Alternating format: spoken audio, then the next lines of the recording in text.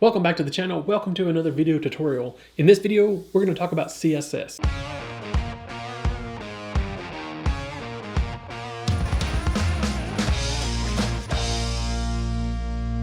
I've had a few questions about CSS, and I can understand in the beginning, CSS can be a little difficult to wrap your head around.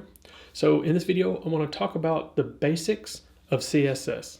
Let's get started. So here on our ideapro.io website that we use for testing and demos, I've split my screen in between our Sublime text editor and the IdeaPro.io window. And I'm doing this because I don't want to go back and forth between the two screens. I want you to be able to see all the code the entire time of the video. Then we'll refresh the page over here and you'll be able to see the changes that we've done. All right. So the first thing that we're going to do is we're going to create a new page, and we're going to save that into public HTML directory of our website. We're going to create a new folder, and we're just going to call this CSS demo. Create. And then index.php is the index file for any directory for PHP. So we're going to call this index.php. We're going to hit save. Now over here on our site, we're going to come over and we're going to say CSS demo. We're going to hit enter. And now this is just a blank page that we're going to start out with. All right. So we're going to add some HTML tag here. This is the default HTML5 HTML tag. So here in the title, we're going to say CSS demo. And then underneath this title, we're going to create a style sheet. And we can get rid of the type CSS style because you don't need that. All you need is style and the closed style tags. Okay, so this is where our CSS is going to remain, and we can put in a comment here and just say all page CSS. Now comments are universal between most languages like this, a slash and a star. Anything that you put in here will not be shown on the page. You will be able to see from CSS, you will be able to see it in the HTML, and I'll show you that here in just a second. So let's go ahead and do that now. So here, if we refresh the page, it's still blank. If we view the page source, now we're going to see our HTML. Let's make that a little bit bigger. Our HTML, we have our CSS demo in the title, and then we have this comment. So comments in CSS, people do see. So you don't want to put anything in there that you don't want people to be able to see in the source because they can see that. Okay, so we're going to go back here, but you see our page is still blank. Okay, so now there's some basics of CSS that I want to talk about, and this is where people get confused. You have classes and IDs. And the best way, and this is the biggest part that people get confused on, and the best way to understand this is a class can be used multiple times, and an ID has to be used individually. You can only have one ID on a page. And I'll explain more in just a few minutes, but if you think about it in school, each individual student has their own student ID, but they're all in a class. And then in the school, there's multiple classes, but every student has their each individual ID. Every classroom has its each individual ID, and every teacher has their each individual ID. So that's the best way to think about CSS for classes and IDs is you can use classes over and over and over, just like there's multiple students in a class, but you can't use IDs, or you shouldn't use IDs over and over and over. And it doesn't hurt so much on the CSS side, but once you get into JavaScript, the IDs, it's very important to have each ID unique. Okay, you still want to do it on CSS, you still want to do it as a general practice. You want to have individual IDs or unique IDs for everything on the page. Now, if you have a About Us page and a Contact Us page, the same ID can be used on multiple pages, but the page that loads needs to have every ID on there. It needs to be unique. Now, every div, span, which we're going to get into that in a second, doesn't necessarily have to have a class and an ID. It's always good practice to use a class and to use an ID. That way, if someone wants to change that specific class or that specific ID, they can.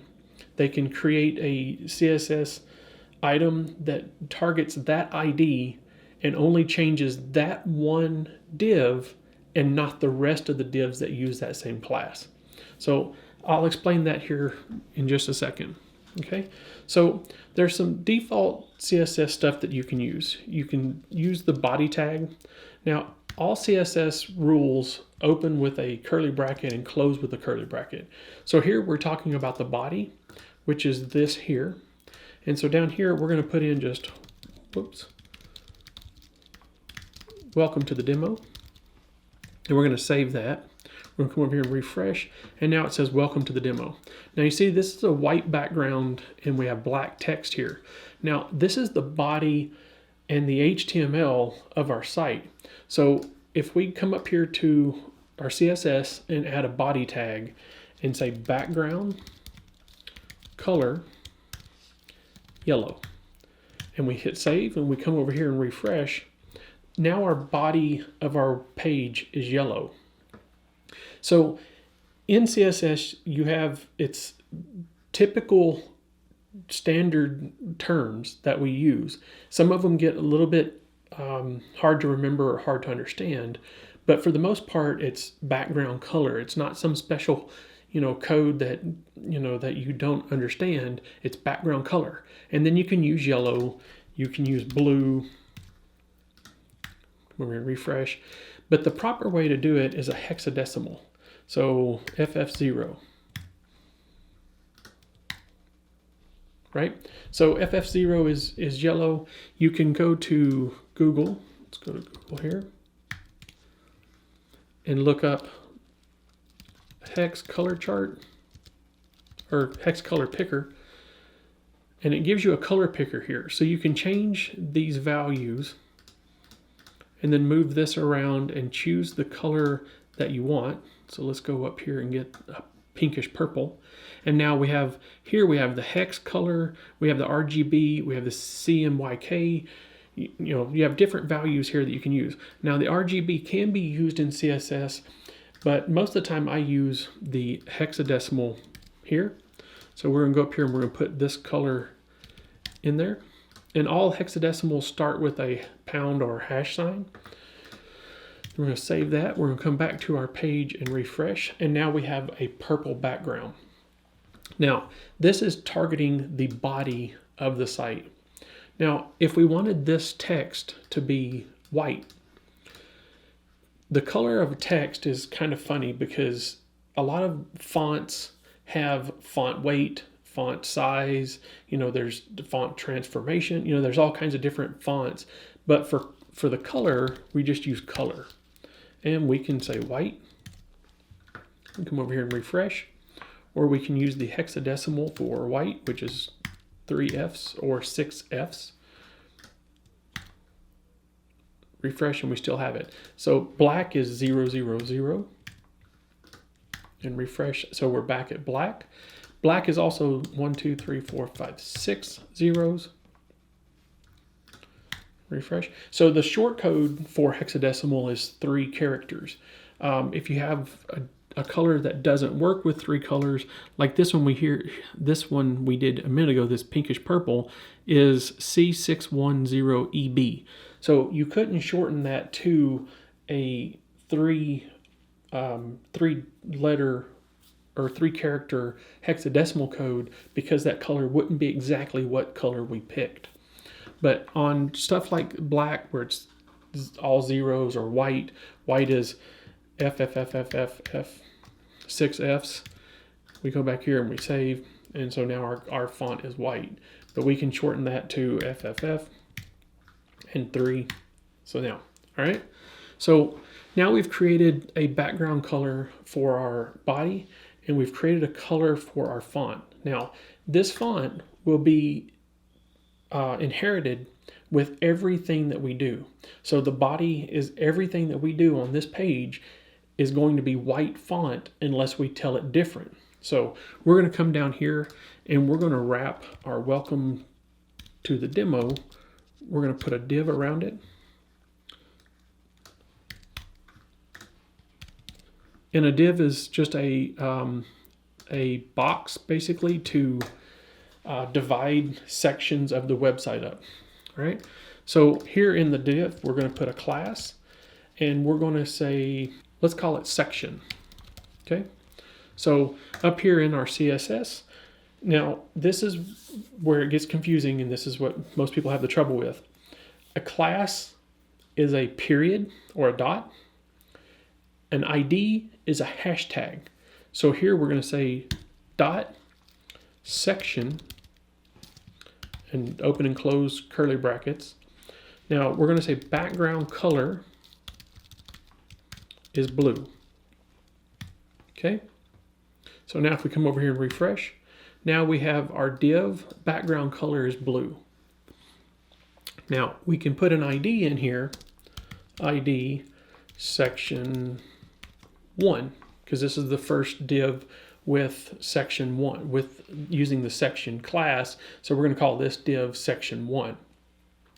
So we're going to save that, come over, and you see that nothing's changed because we haven't told it to do anything with that section 1.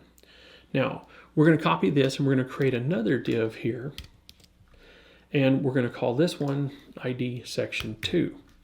And we'll put in here, we'll put this is, oops, this is the second div. And we're going to come over here and refresh our page. And you see that this one is blue background and this one is blue background because we used section as the class. Now, why that's important is because if we decided, okay, well, this one, section 2, we need that to have a green background. So we can come back up here, whoops, and we can do pound section underscore 2, and we can say background color is green. We come over here to our page, we refresh. Now that one is green. Even though this says the section, anything with a class section has background color of blue,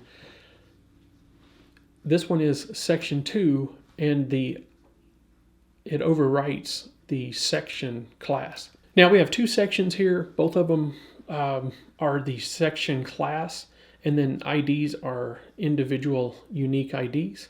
We're going to copy this and we're going to do one more.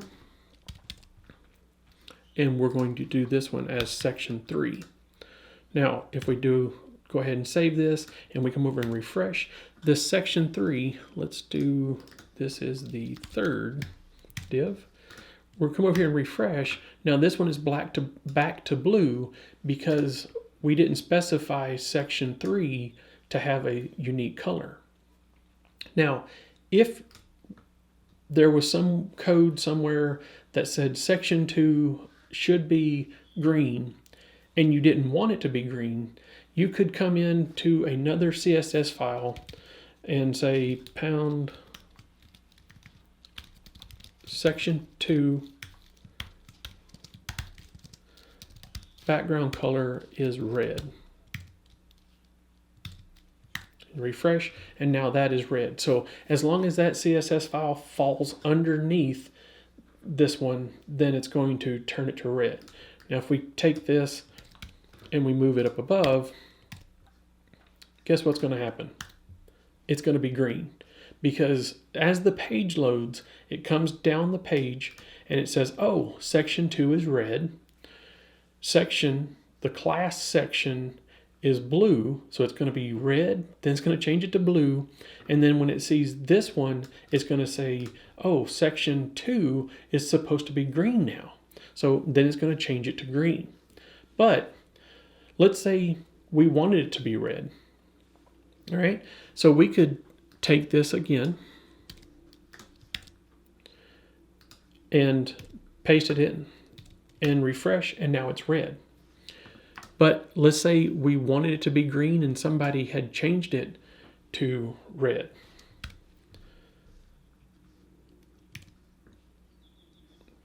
So here we go. So now it's changed to red. So now what we need to do is we're like, oh, well, someone changed the CSS after us to red. After this green, we can put a exclamation mark, important. What was that? Important. And see how it turns red? Not because of this red color or anything like that. It's the coloring of the Sublime text editor. And so now if we save this and come back here and refresh, now it's green because we said, look, we don't care what anybody else has said after this. It is important that this remains green. So we put that in there and now it's green and it won't be overwritten. Now if we come down here and say, no, this one comes after that and it's important that it's red. It's going to be red. So that's how that works. Okay. So we're going to remove this because we don't care about that. We want it to remain green. We're going to take out the important part. We're going to refresh and we come back over here and now we have a blue and a green and a blue. All right. So that's in a div. Now, if we come down and we change this to a span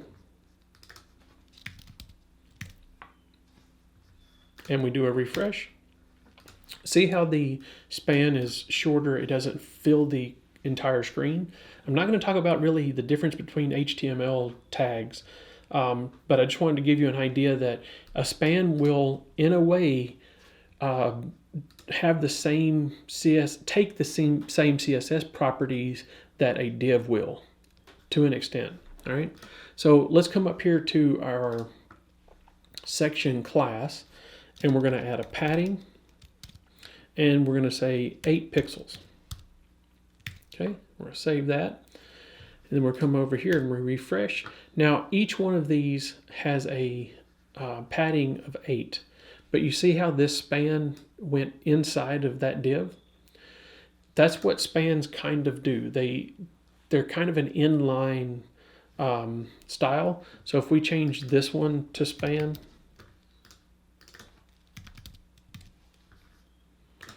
and do a refresh, see how they're side by side.